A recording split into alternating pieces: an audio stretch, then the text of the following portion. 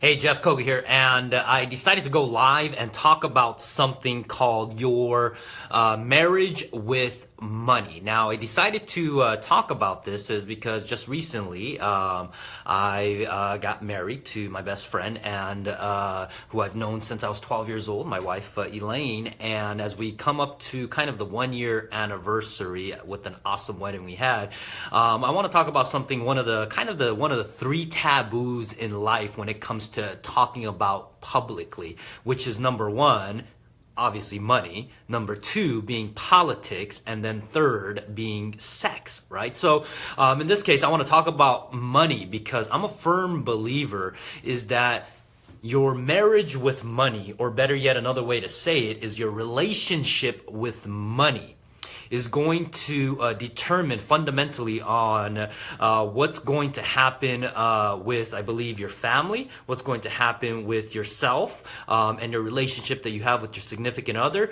with your kids, as well as relationships you have with the people around you and the community that you're part of. And all of this boils down to the question, do you believe money is some type of panacea? All right. Do you believe money is some type of panacea? Now, if you don't know what panacea means, it's an actual term or a Greek goddess, okay? Greek goddess of remedy, as they like to call it. So the question is, do you believe that money will ultimately fix the problems that you have? Meaning that, have you said to yourself, hey, you know, what if I amass some type of magical wealth, then life will magically become better or become less stressful? And the truth is, it's not the case, all right? And looking back, as you know, I've had in my kind of career in the space of entrepreneurship, I know firsthand what it can do and how much it can control your emotions, all right? Meaning that you look at one day, how much money you got in the bank account, and you look in there and you're like, oh my gosh, I got over 6 figures in there. And then suddenly, another day, you look and you're just like, man, I got $100 in my account, or maybe even negative in my account. Knowing the fact that you got expenses coming up, all right, especially if you're a business owner, you know about this, that amount of pressure and stress you go through, knowing that, hey, you know the X amount of, hey, expenses are going out, X amount for payroll, and you know that you don't have the reserves in your bank account. Now, if you are a solopreneur and, you know, you're kind of running your business on your own, or maybe a husband and wife team, or maybe, you know, you have a small little operation, that stress is the same thing. Right? Because you know the amount that's supposed to go out every single month, how much you're supposed to pay your team member, how much you're supposed to pay for office space, how much you're supposed to pay for services or products that you do to keep on running your business, right? Or better yet, how about even like your mortgage? How about your rent? How about your kids' college tuition? How about your kids, even lunch or whatever it is, that you know that these things, expenses never go away, and the expenses in life never goes away. If anything, it goes up. Okay. And that idea that money will somehow magically make your life easier just because you immense this wealth is a false idea, okay? And as I've gotten older, I've learned a lot about myself in terms of the relationship to money, from gaining it and losing it, and especially in a very short period of time, okay? Where you're just like, oh my gosh, you're so high. You're like, oh man, like you feel like you're a king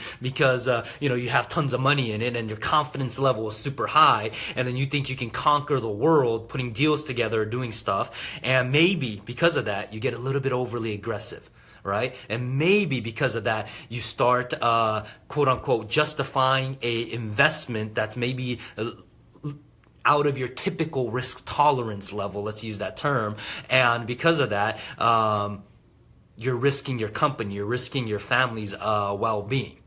All right, versus when you don't have it, then are you playing too small, right? Maybe you're not investing in that thing that you want to invest in. Or maybe you're not going out there pitching that idea and trying to put deals together when you know that, hey, you know what, because you don't have it. I know firsthand, when the real estate market crashed, I should have been a lot more aggressive versus being fearful of what's going on in the real estate market and not going out and raising enough money to take advantage of it, right? Why? Is because I rolled the money up and literally money controlled my emotion. But as I've gotten older, I've discovered that it's just a tool. I am not attached to it. I am not attached to what it is. Why? Because I'm confident enough that I know I can make it. I'm confident enough that I know that if something happens, I can rebound from it. But it's a journey that people have to go on, and it's really interesting as I am a very observant person, and I kind of break down. I believe there's kind of like 4 types of individual when it comes to money and the type of marriage that you have with money. Number 1 being a spender, number 2 a miser, okay, number 3 a hater, and then the 4th one is a seeker. Okay, so let me give a breakdown on each one. A spender is someone who, once they have the money, they go out and they just spend the money. Right? They're just kind of like, oh, let me go buy this. Let me go do this. Let me do that. All right. Now, there's a higher evolution of a spender. All right. Meaning that if you have never had it and you go out there and buy that 7 Series, you go out there and buy that Beamer, you go out there and buy that bling bling, that's one thing. You go out there and buy that purse, you go out there and do whatever it is. That's one. Okay. But the higher level of a spender is someone who does not have emotional control of money, and they justify it as quote unquote, they're still spenders, but they spend it in things within a business or within their activities of a business, thinking that because they spend it, somehow it's going to fix the problems that they have in their organization, in their business. So they go out and they will go ahead and invest in some certain training and coaching, maybe when they're not ready for it. Okay, not saying that it's wrong. Why? Is because I spend a lot of money on education. Okay, don't get me wrong. That's not what I'm saying. Or maybe they try to buy this little magic bullet of some sort, thinking that that's going to fix the problem that they have in their business. In reality, the problem is a lot deeper, and it's rooted deeper than that. Okay, so think about that. Are you a spender? Okay, and then a miser. All right, now this one's easy, really, really interesting. Okay, a miser. Okay, absolutely poverty stricken mentality, constantly worried about money. All right, oh my gosh, I don't have enough. Oh my gosh, what am I gonna do? Oh my gosh, I can't pay the bills. Right? And that fear just paralyzes that individual from being able to move forward. Right? Maybe they're attached to, and then again, there's different levels of misers as well. So again, if you're attached to that idea of security, all right, there might be some kind of that little tip of the iceberg where you might be a miser, right? Okay? You might be a miser. All right? I have a little bit of that. All right, being from a Japanese background, from an Asian background, right? We're taught to work hard, stay in a job, work for 50 years, okay? Have that security, okay? So I have a tendency of that, all right? So are you that? The third one is a hater of money. You just simply believe that money is evil, right? You might, what's a term? Money is the root of all evil. Money is bad. People that are, trying to go after money is bad. People that are trying to sell me something is bad, right? That's a belief system, a direct reflection of who you are, not the other person, okay? And that's why I'm saying that the marriage that you have with money is so important, is because if you say those things, okay, that means that genuinely, subconsciously or consciously, you detest the idea of money and the people who are going after it. All right. And then the 4th type of individuals are seekers. Okay. These individuals are obsessed with becoming wealthy. Absolutely obsessed. Okay. Now there are different levels, as I've been telling you this on this kind of little rant here, of different levels of obsession. Okay. Is it to a point where it's really unhealthy? Right. Constantly thinking about that. And that's it. Right. And I'm a firm believer obsession of certain things could be very dangerous. And if you listen to my choices of words I'm using carefully, like the word could is the key there. Okay, and now within that, there's kind of a Venn diagram types of sorts where in an individual, it may have multiple, characteristic where you might be a spender and a seeker of money, right? So again, so those individuals will make tons of money and then they're spending it. All right. Another individual might be a seeker with the miser type of mentality as well. Okay, or you might be a miser hater. All right, or miser spender. But again, you got to recognize these stuff, right? Because again, your direct reflection of who you are is the relationship that you have with money. And as I said earlier, I've discovered this in this, being in the space of entrepreneurship, being in the space of kind of, helping other business owners as well. And one of the things that I've discovered is this, when it comes to business, is that cash is king. But cash flow is queen. I'll say it again. Cash is king, but in business, cash flow is queen. All right?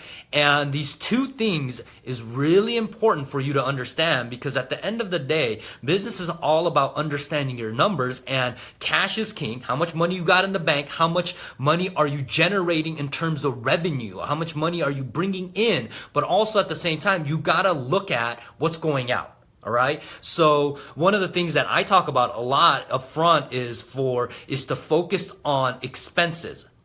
All right. Now, if you're at a certain place where you're in the growth phase of your business, as your business is taking off, you're going to be investing a lot of capital in it. Okay. And you're going to require a lot of access to capital.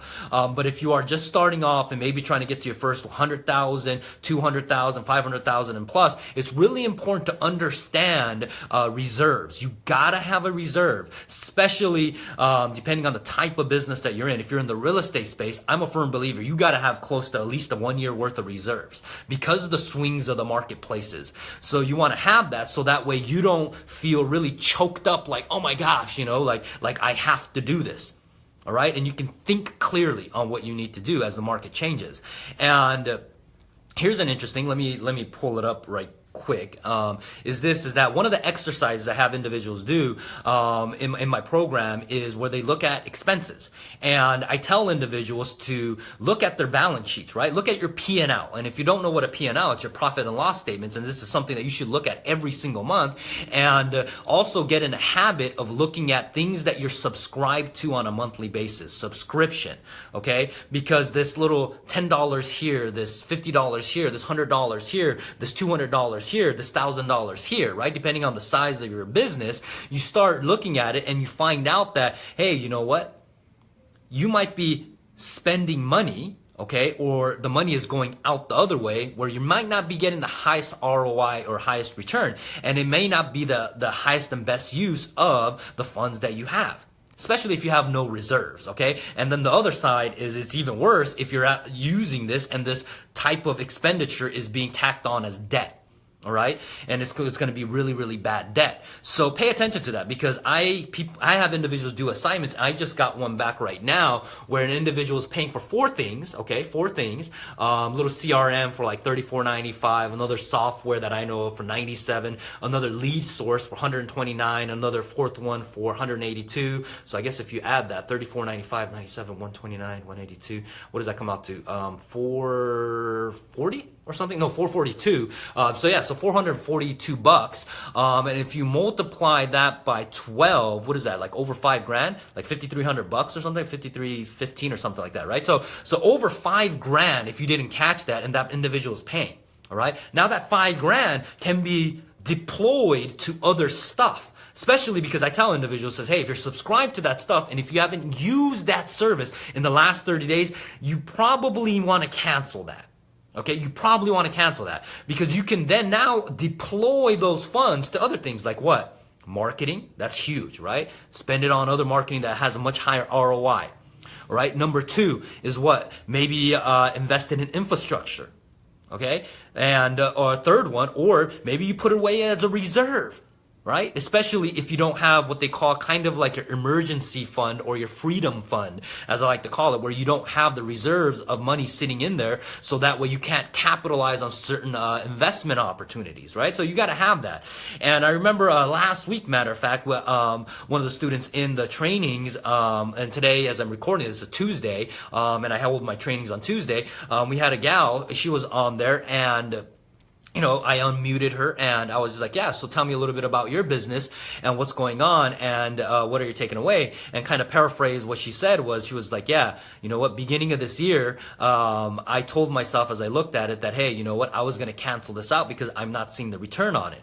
And I said, okay, tell me what this is. And she kind of explained what it is, some services, some stuff that she subscribed to. And I said, okay, and how much is it per month that you're kind of paying for? And she's all like, well, the ballpark is about $2,500. And I said, so let me get this straight. So you've been paying $2,500 in the beginning of the year. You said you were going to cancel it, but now being 6 months in, you have paid almost close to $15,000 in this, and you're not seeing the ROI. Okay. Now you might not say that's not a lot, right? Depending on where you're at in your business, because you're justifying it, and or you may be saying, hey, you know what? I'm investing. But the truth is that you may want to reallocate those funds somewhere else, because if you go down that same path, okay, that means that technically what 2,500 times 12, that's $30,000. That can be a salary for someone else. It can be a salary for multiple virtual assistant, okay? Or it can be a $30,000 marketing budget that you're putting in, or it can be a $30,000 that you're putting away as a saving investment, or you're restructuring how your corporation is set up, and you can put it away as a qualified retirement, okay? Putting it away in a SEP, putting it away in an IRA, putting it away in a Roth, right? And you can discover other ways to do it. So the point of all of this, that as I'm telling you this, is to please understand, okay? Because the three taboo things in life where people don't talk about is, again, money, sex, and politics. And one of those things is money, and I'm a big believer that there needs to be a lot more open discussion in this world about money, because your marriage with money and your relationship with money is a direct reflection of who you are and how you think and how you operate, okay? And if you understand that there is a relationship, I'm talking about an emotional relationship that people have with money, all right? And for anyone who has went through financial hard times will know this. And I say this all the time, is that, money problems is really, really stressful.